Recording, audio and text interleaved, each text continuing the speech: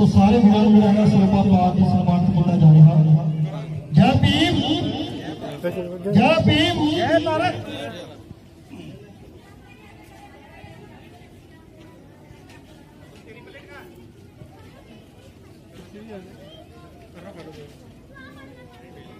Sir क्या नाम है आपका? रामवीर। जो आज का दिन है, बाबा साहब का जन्मदिन है, 130वां, उसके बारे में आपका क्या कहना है? सर इस बार तो ऐसे ही मनाएं, अगली बार को बहुत धूमधाम से मनाएंगे। अपने जो समाज के लोग हैं उनको क्या कुछ संदेश क्या देना चाहते हैं बाबा साहब को लेकर? उसकी जो सोच थी बच्चों के प्रति या एजुकेशन के प्रति, और जो संविधान बाबा साहब ने हमें दिया, हक दिए हैं, लेकर दिए हैं, उनके बारे में आप क्या कहना चाहते हो? जो आज का दिन स्पेशल है, जन्मदिन है। मैं तो जनता को यही कहना चाहता हूँ, जो मोहल्ले के भी बंदे हैं, चाहे देश के बंदे, चाहे जिधर भी क्षेत्र के बंदे हों, वो सभी लोग बाबा साहब को ध्यान में रख के पढ़ाई भी करना चाहिए, उनकी तरह संघर्ष भी करना चाहिए। जैसे उन्होंने इन लोगों से जीता है अपने आप को और देश को, उस तरह से हमें भी जीतना चाहिए और हमें भी अपनी जीत का झंडा लहराना चाहिए, ताकि कम से कम उनके दिखाए हुए रास्ते को चलें तो सही।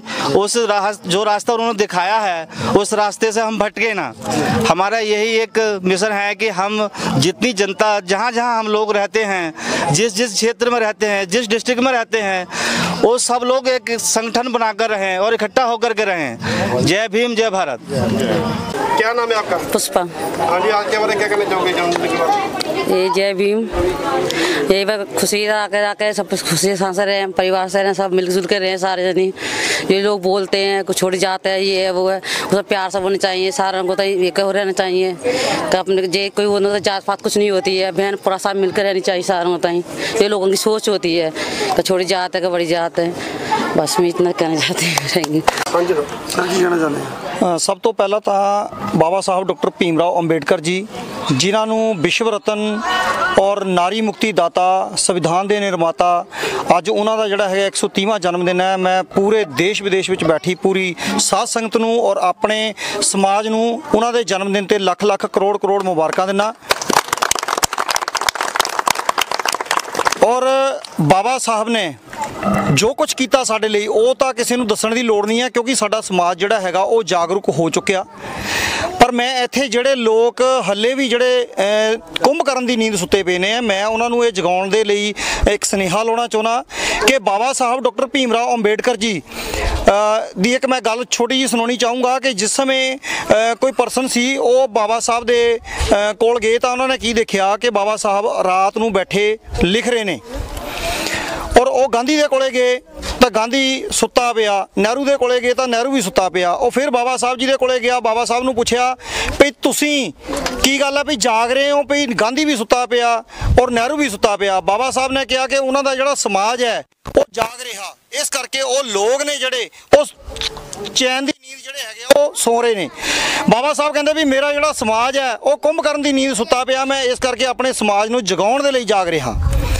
सो मैं सारे ही देशवासियों को जिथे बाबा साहब के जन्मदिन दी मुबारकां दे रहा, उत्थे ही अपील करूँगा कि बाबा साहब की उंगली जिहड़ी हैगी आ अज भी इशारा जिहड़ा करदी है कि इस देश के उत्ते तुसीं काबज हो जाओ, क्योंकि बाबा साहब ने कहा सी कि तुसीं घर दीयां कंधां दे उत्ते दीवारां दे उत्ते लिख लो कि तुसीं इस देश के शासक हो, हुक्मरान बनना। पर दोस्तों असीं जिहड़ा हुक्मरान नहीं, असीं भिखारी बन के बैठ गए हैं।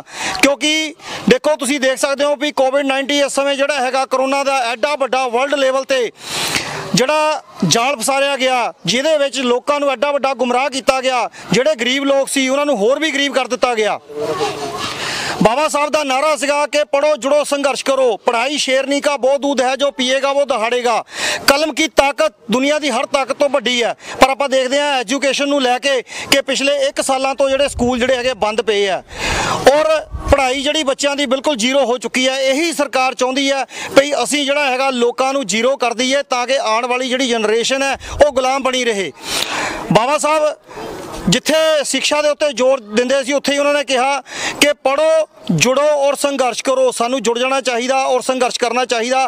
2022 का इलैक्शन आ रहा, अपनी सोच समझ सुध बुद्ध के नाल जिहड़ी हैगी अपनी सरकार बनाओ ताकि असीं जिहड़ी है मनुवादी सरकार तो छुटकारा पा सकीए। ਇੱਥੇ ਹੀ ਬਾਬਾ ਸਾਹਿਬ ਦੇ ਜਨਮ ਦਿਨ ਦੀਆਂ ਬਹੁਤ ਬਹੁਤ ਕਰੋੜ ਕਰੋੜ ਮੁਬਾਰਕਾਂ। ਔਰ ਮੈਂ ਸਾਰੇ ਵੀਰਾਂ ਨੂੰ ਭੈਣਾਂ ਨੂੰ ਅਪੀਲ ਕਰੂੰਗਾ ਕਿ ਬਾਬਾ ਸਾਹਿਬ ਦੇ ਬਾਰੇ ਬੱਚਿਆਂ ਨੂੰ ਪੜ੍ਹਾਇਆ ਜਾਵੇ ਤਾਂ ਕਿ ਦੇਸ਼ ਦੀ ਜਿਹੜੀ ਹੈਗੀ ਆ ਅੱਗੇ ਤੋਂ ਨੁਹਾਰ ਬਦਲ ਸਕੇ। ਜੈ ਭੀਮ, ਜੈ ਭਾਰਤ ਜੀ।